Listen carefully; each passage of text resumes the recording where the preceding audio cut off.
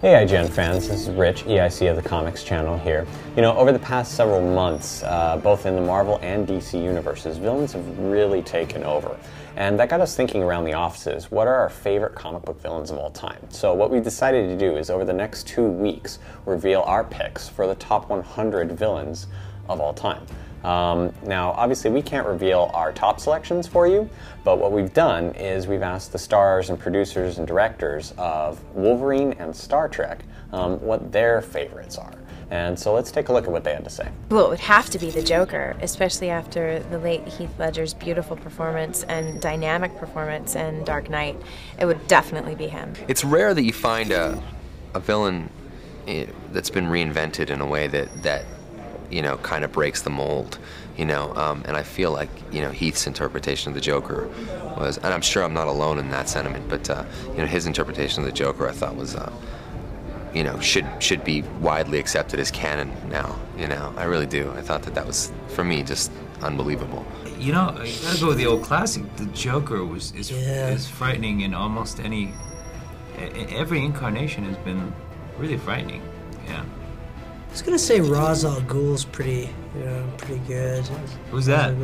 He's the bad guy in Batman. His daughter loves Batman. And really? Sabotages the thing, right? Am I correct? Yeah. He was Liam Neeson. He was Liam Neeson in Batman Begins. Oh. But he's just like this mastermind. He's got a ton of money and whatnot. Ra's al Ghul. Ra's al Ghul, yeah. How did I miss that? I'm naming my kid that. Ra's al Ghul Yeltsin. My favorite comic book villain would be it would be Stryker. Because it just shows you what a regular dude,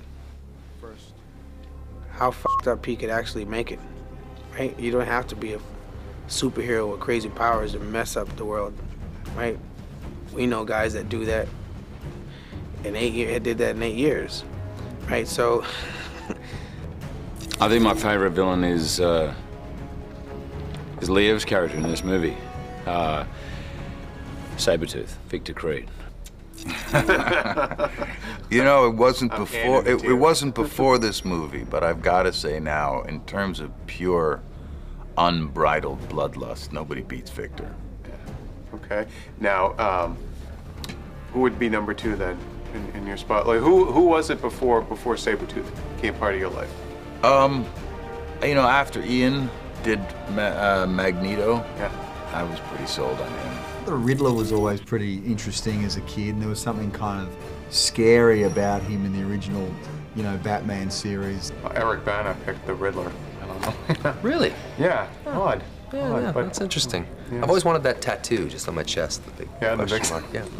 The knee-jerk reaction is Lex Luthor, because it's sort of like, you know, such a pillar of comic book villains. I don't know. It's like funny because, you know, while I read a lot of comic books, I was never the comic book fanatic.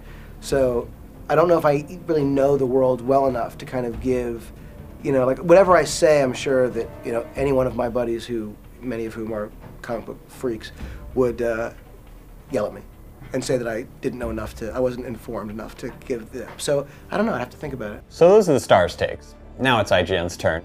Be sure to check back over the next couple weeks as we reveal our picks for the top 100 comic book villains of all time. Be sure to check back daily and let us know what you think. You know, do you agree or disagree with us? And we'll see you next time.